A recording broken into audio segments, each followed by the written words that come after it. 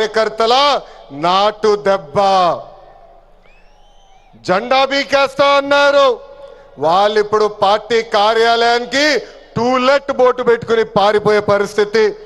Party లేకుండా చేస్తా అన్నారు, అడ్రస్ లేకుండా పోయే పరిస్థితి. వై నాట్ 175 అన్నారు, ప్రజలు ప్రతిపక్ష హోదా కూడా ఇవ్వని పరిస్థితి. మన బొమ్మలు పెట్టి బాక్సింగ్ చేశారు, ప్రజలే ఇప్పుడు ఫుట్బాల్ ఆడుకునే పరిస్థితి. ఏ తప్పు చేయని మన అధినేత చంద్రబాబు నాయుడు గారు బంధించారు. ప్రజలు ఏకంగా ఆ నాయకుడిని ప్యాలెస్ లో పెట్టి తాళాలేసి లాక్ చేసే పరిస్థితి. మన నాయకులు ట్రెండ్ ఫాలో అవ్వరు, ట్రెండ్ సెట్ చేస్తారు. సినిమా స్క్రీన్ అయినా పొలిటికల్ స్క్రీన్ అయినా ఆయన ఒక లెజెండ్. ఆయన పేరేంటి? విశ్వవిఖ్యాత నట సార్వభౌమ స్వర్గశ్రీ నందమూరి తారక రామారావు గారు. ఎన్టీఆర్ అంటే 3 అక్షరాలు కాదు, ఎన్టీఆర్ అంటేనే ఒక ప్రభంజనం.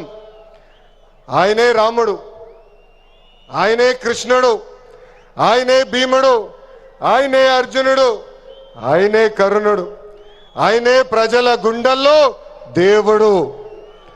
పార్టీ పెట్టిన 9 నెలల్లో అధికారంలోకి రావటం ఒక చరిత్ర. దేశానికి సంక్షేమం అనే పదాన్ని పరిచయం చేసిన వ్యక్తి అన్న ఎన్టీఆర్. 2 రూపాయలకి కిలో బియ్యం, 50 రూపాయలకి హార్స్ పవర్ విద్యుత్, జంతా వస్త్రాలు, పక్కా ఇల్లు, గురుకుల పాఠశాలలు, మధ్యాహ్న భోజనం, ఇట్లా చెప్పుకుంటే రోజంతా పడుతుంది అన్న ఎన్టీఆర్ చేసిన సంక్షేమ కార్యక్రమాలు చెప్పేదానికి. సంక్షేమంలోనే అన్న ఎన్టీఆర్ ఒక బ్రాండ్. ఇంకా తెలుగువారు ప్రపంచం మొత్తంలో పెద్ద పీట వేసింది మన బ్రాండ్ సిబిఎన్. సిబిఎన్ అంటే డెవలప్మెంట్, సిబిఎన్ అంటే సంక్షేమం, సిబిఎన్ అంటే మనందరి ధైర్యం.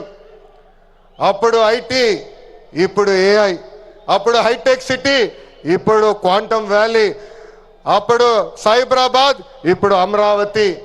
చాలని 200 రూపాయల పెన్షన్ని 2000 రూపాయలు పెంచారు.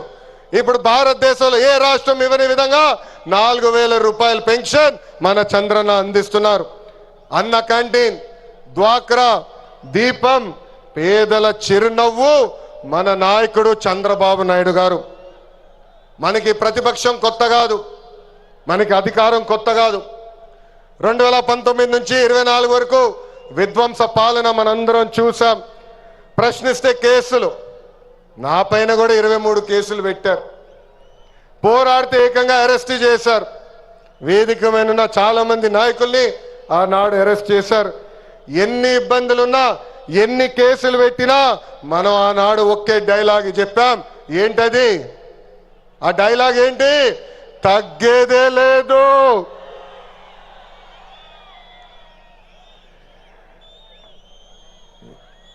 మనందరం చూసాం, ప్రత్యర్థులు దాడి చేసిన, తొడగొట్టి మీసం మిలేసిన అంజిరెడ్డి తాతనే మనందరికి దమ్ము. కత్తితో దాడి చేసి తల నుండి రక్తం కారుతున్నా ఏకంగా పోలింగ్ బూత్ లో కూర్చుని